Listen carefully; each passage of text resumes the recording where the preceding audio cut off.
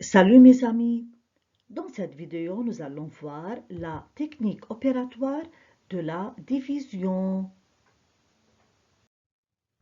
Premier exemple, pose et effectue la division de 459 par 72.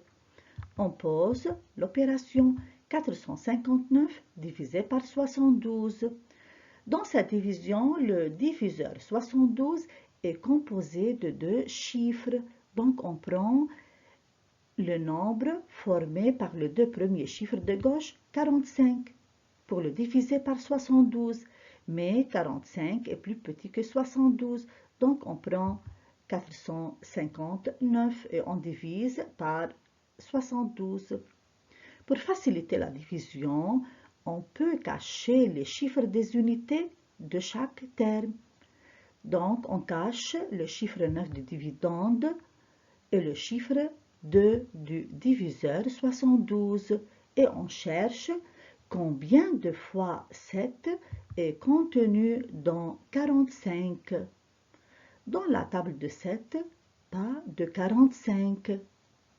Mais on sait que 45 se trouve entre 7 fois 6, 42 et 7 fois 7, 49. 49 est plus grand que 45. Donc, on ne peut pas choisir 7 fois 7. On prend 42, c'est 7 fois 6, car 42 est plus petit que 45. Et on écrit 6 sous le diviseur, puis on calcule le reste. Pour cela, on multiplie le diviseur 72 par le quotient 6. On pose l'opération à côté. 72 fois 6. 6 fois 2 est égal à 12, c'est 2, je retiens 1. 6 fois 7 est égal à 42, plus 1, c'est 43. Puis, on soustrait le résultat obtenu du 459. 9 moins 2 est égal à 7. 5 moins 3 est égal à 2 et 4 moins 4 est égal à 0. Donc, 459 divisé par 72 est égal à 6 et il reste 27. Deuxième exemple. Pose et effectue l'opération 1520 divisé par 63. On pose l'opération.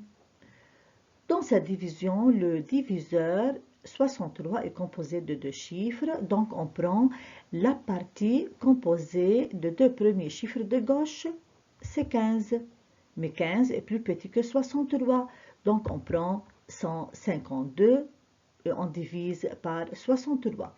Pour faciliter la division, on cache le chiffre 2 de la partie choisie et le chiffre 3 du diviseur et on divise 15 par 6. On cherche combien de fois 6 est contenu dans 15. Dans la table de 6, pas de 15, mais on sait que 15 est compris entre 6 fois 2 égale à 12 et 6 fois 3 égale à 18. Mais 18 est plus grand que 15, donc on ne peut pas choisir cette opération. 12 est plus petit que 15, donc on peut choisir 6 fois 2. Et on écrit 2 sous le diviseur 63. Puis on calcule le reste. Pour cela, on multiplie le diviseur 63 par 2. On pose cette opération à côté. 63 fois 2. 2 fois 3 est égal à 6 et 2 fois 6 est égal à 12. Puis, on soustrait le résultat obtenu de 152. C'est 152 moins 126. 2 moins 6, cela ne va pas. Donc, on emprunte du 5. Le 5 devient 4 et le 2 devient 12. 12 moins 6 est égal à 6. 4 moins 2 est égal à 2 et 1 moins 1 égale à 0. On abaisse maintenant le 0 et on divise 260 par 63. Pour faciliter la division, on cache le chiffre des unités de chaque terme. Ici, on cache le chiffre 3 du diviseur et le chiffre 0 du dividende. Et on cherche combien de fois 6 est contenu dans 26.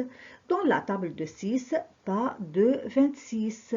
Mais on sait que 26 est compris entre 6 fois 4, 24 et 6 fois 5, 30. 30 est plus grand que 26.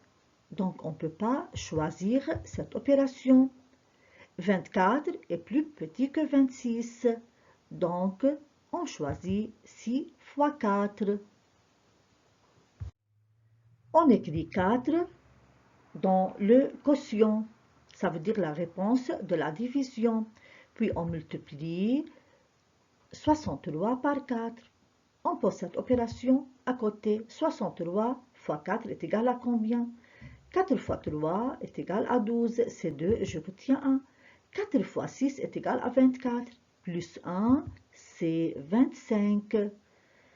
Puis on soustrait le résultat obtenu de 260. Donc, c'est 260 moins 252. 0 moins 2, cela ne va pas. Donc, on emprunte du 6. Le 6 devient 5, le 0 devient 10. 10 moins 2 est égal à 8. 5 moins 5 égale à 0 et 2 moins 2 égale à 0. Donc, 1520 divisé par 63 est égal à 24, reste 8. C'est tout.